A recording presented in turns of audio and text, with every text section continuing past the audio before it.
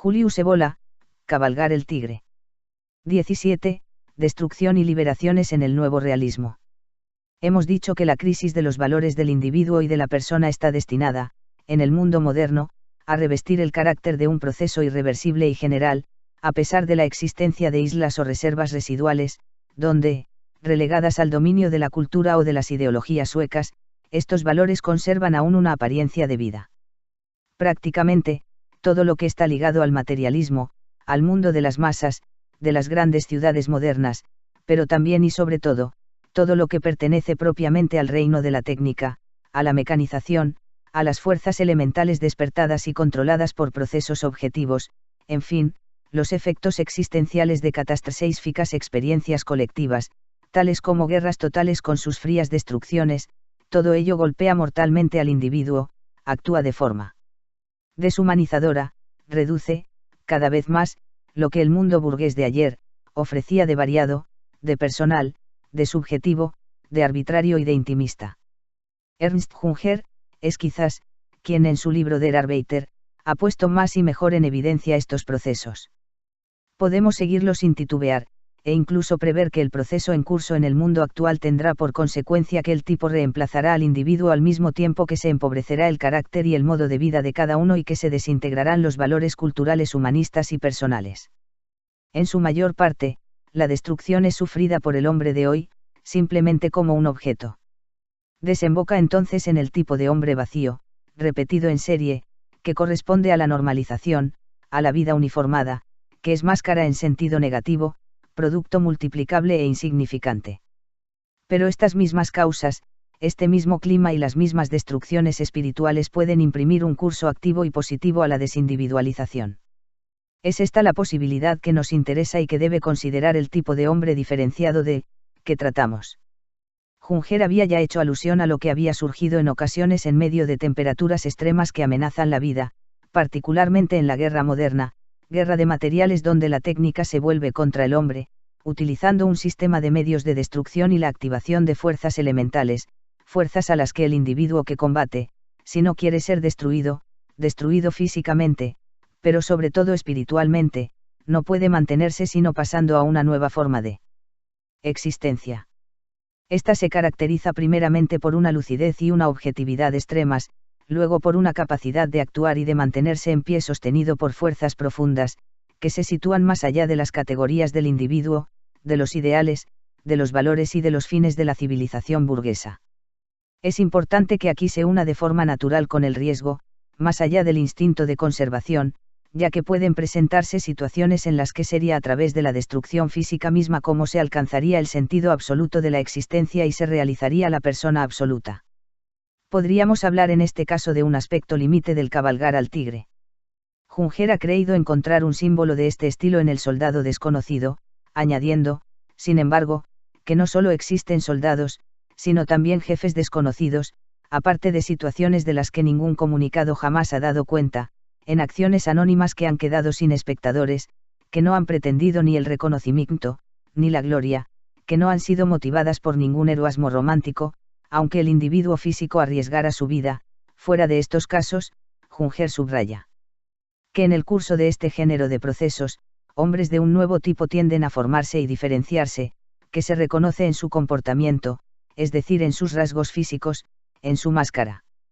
Este tipo moderno, tiene la destrucción tras de sí, no puede ser comprendido a partir de la noción de individuo y es ajeno a los valores del humanismo. Lo esencial es, sin embargo, reconocer la realidad del proceso que se manifiesta, con una intensidad particular, en la guerra total moderna, repitiéndose bajo formas diferentes y en grados diversos de intensidad, incluso en tiempos de paz, en toda la existencia moderna altamente mecanizada, cuando encuentran una materia adecuada, tienden paralelamente a abatir al individuo y a suplantarlo por un tipo impersonal e intercambiable que caracteriza una cierta uniformidad, rostros de hombres y mujeres que revisten precisamente el carácter de máscaras, máscaras metálicas los unos, máscaras cosméticas los otros, algo, en los gestos, en la expresión, como una crueldad abstracta que corresponde al lugar, cada vez más grande, ocupado en el mundo actual por todo lo que es técnica, número, geometría y se refiere a valores objetivos. Indudablemente estos son algunos de los aspectos esenciales de la existencia contemporánea a propósito de los cuales se ha hablado de una nueva barbarie. Pero, una vez más, ¿cuál es la cultura que podría ser opuesta y debería servir de refugio a la persona? Aquí hay puntos de referencia verdaderamente válidos. Junger se hacía verdaderamente ilusiones pensando que el proceso activo de despersonalización tópico corresponde al sentido principal de la evolución de un mundo que está en trance de superar la época burguesa. Él mismo debía, por otra parte, por una especie de regresión, llegar a un punto de vista completamente diferente. Son, por el contrario, los procesos destructivos pasivos actualmente en curso los ejercen y ejercerán cada vez más, una acción determinante, de la que no pueden hacer más que una pálida uniformalización 6n, una tipificación 6n privada de la dimensión 6n de la profundidad y de toda metafísica y que se sitúa así a un nivel existencia más bajo que el ya problemático de individuo y de la persona. Las posibilidades positivas no pueden concernir más que a una minoría ínfima compuesta únicamente de seres en quienes precisamente, preexiste o puede despertarse la dimensión de la trascendencia. Y esto nos lleva, como se ve, al único problema que nos interesa. Siglo 61 grados. Estos seres pueden proceder a una evaluación muy diferente del mundo sin alma, de las máquinas, de la técnica, de las grandes ciudades modernas, de todo lo que es pura realidad y objetividad, que aparece frío, inhumano, amenazante, desprovisto de intimidad, despersonalizante, bárbaro.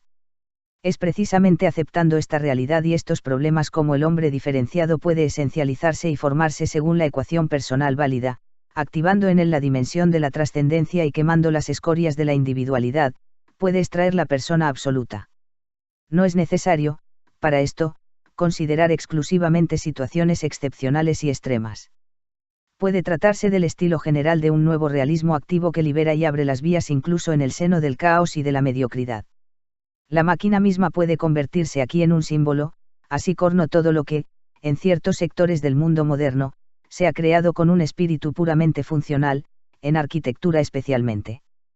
Como símbolo, la máquina encarna una forma nacida de medios adaptados exactamente y objetivamente a un fin, donde lo que es superfluo, arbitrario, dispersante o subjetivo, está excluido, es una forma que realiza con precisión una idea, la idea aquí del fin al cual está destinada. En su plano tiene, pues, de alguna manera, el mismo valor que la forma geométrico en el mundo clásico, la cifra en tanto que entidad y el principio de 6 rico del nada de más.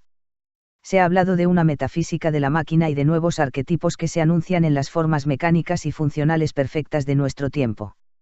Si esto no tiene ningún sentido en el plano prosaico de la realidad material y cotidiana moderna, si tiene uno precisamente en el plano simbólico ano sobre el cual no consideramos en absoluto la mecanización, la racionalización, y lo utilitario, sino más bien, el valor de la forma y el amor a la forma, donde no hay que confundir la objetividad con la carencia de alma y donde incluso se puede encontrar la vía, ya indicada, de la perfección impersonal en toda obra. Es interesante notar que entre los diversos movimientos que se han manifestado tras la Primera Guerra Mundial, una tendencia de este género se había esbozado, que tenía por consigna la nueva objetividad, Neuesachlichkeit. Un libro como el de F. Matzke, Hugenbekettint, Sosinguir. 9. Muestra que no se trata de aspiraciones susceptibles de satisfacerse sobre el plano de las artes y de la literatura, sino de la forma interior que procesos objetivos y generales de la época habían impreso a un cierto tipo de hombre de la nueva generación sin que éste lo hubiera querido. Sobre este plano un realismo podría definirse en términos de frialdad, de claridad, de seriedad y de pureza, ruptura con el mundo de los sentimientos, de los problemas de yo, de lo trágico melodramático, de toda la herencia crepuscularista, del romanticismo, del idealismo y del expresionismo, un realismo comportando el sentimiento de la vanidad del yo y el rechazo de darse importancia en tanto que individuo. Matzke escribía, somos objetivos porque, para nosotros, la realidad de las cosas es grande, infinita y todo lo que es humano es muy pequeño, condicionado y ensuciado por el alma. Hablaba del lenguaje de las cosas y de los actos que era preciso sustituir al de los sentimientos, de una forma interior que no tiene nada que ver con los libros, la cultura o la ciencia, de forma que pueda ser mucho más neta en el bárbaro que en el civilizado mundo burgués. Es por ello por lo que se ha hablado de objetividad ascética y recordando la fórmula de Stravinsky, helar las cosas. Importa subrayar que en la base de esta actitud, no hay, ni pesísimo, ni filosofía de la desesperanza encubierta, no es que se hayan perseguido valores y fines que ahora son reconocidos como ilusorios, impotentes, para dirigir la realidad o inadecuados en relación a esta, es su sentido mismo el que es inexistente y es por ello por lo que la acción es libre, en una atmósfera pura y fría. Matzke, para encontrar analogías en el dominio del arte, se refería a los criterios sobre los cuales se había regido Albrecht Schaffer cuando traducía a Homero, devolver la altura de lo lejano, de lo diferente, de lo extranjero, poner de relieve no lo que es episódico y sentimental, sino la monumental grandeza, lacónica, rígida, más que conmovedora, enigmática más que familiar, oscura y grave más que lisa y llana.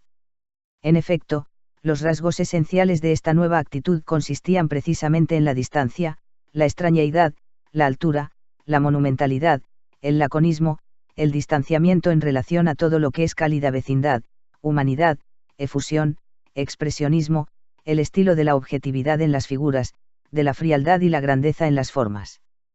Pero, fuera del arte, se trataba de rasgos generales de un comportamiento y del sentimiento de la existencia, pues en el fondo la tesis según la cual el arte sería una de las posibilidades humanas más altas y revelaría la esencia del universo parecía, con justicia, superada y anacrónico.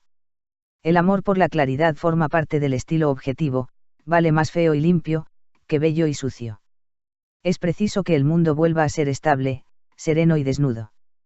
En último análisis, incluso la vida del alma, cuenta para nosotros a título de cosa, dado que existe, con los mismos caracteres de objetividad y fatalidad, escribía Matzke. Antes que mirar el mundo partiendo del alma, es del mundo del que mirarnos al alma. Y entonces todo nos parece más claro, más natural, más evidente y lo que no es más que subjetivo nos parece cada vez más insignificante y risible. Tras la Primera Guerra Mundial, la arquitectura funciona, recibe su impulso de corrientes análogas a las de la Neue Sachlichkeit. Son corrientes donde ha aparecido, en general, el tema de un nuevo clasicismo, comprendido precisamente como una tendencia a la forma y a la simplificación, al dórico lineal y esencial, afirmado en oposición a lo arbitrario, a lo fantástico y a lo gracioso del arte burgués individualista que prevalecía anteriormente. Puede recordarse también el Spirit Nouveau que, en Francia, tuvo lazos particulares con los representantes de la arquitectura funcional. Y esto en el momento en que Bontempelli lanzaba el novecentismo, una exigencia análoga se hacía eco en Italia también, aunque se vio limitada por el diletantismo de hombres de letras. Permaneciendo en el capítulo de las simples intenciones. Bontempelli había opuesto a la edad romántica que va desde Jesucristo a los ballets rusos, la edad nueva que habría debido desarrollarse bajo el signo de un realismo mágico y de un nuevo clasicismo, mientras que otros hablan de un nuevo estilo dórico de la época de los rascacielos, de los metales blancos y del cristal. 10. Aunque no haya, intrínsecamente, más que poca relación con lo que nos interesa, este nuevo realismo contiene valencias que pueden ser referidas a un plano superior, espiritual, cuando se compromete en la tarea de reorientar, en un sentido positivo, las experiencias del mundo más moderno. Existen hoy procesos objetivos que representan indudablemente un empobrecimiento en relación al mundo precedente de individuo y de la persona y a sus supervivencias. En cambio, para quienes mantienen la tensión interior propia a la dimensión de la trascendencia, este empobrecimiento puede adquirir el carácter positivo de una simplificación y de una esencialización del ser en un mundo espiritual en descomposición. Ya que hemos juzgado bueno hablar de valencias del nuevo realismo, aunque éstas estén, en general, completamente encubiertas, es preciso trazar rápidamente una línea de demarcación muy neta entre el realismo susceptible de contener en potencia la significación de lo que hemos hablado y estos subproductos, pertenecientes al nihilismo puro que son el neorealismo y el realismo marxista, distinción que se impone tanto más cuanto que han habido connivencias entre el primero y los otros dos.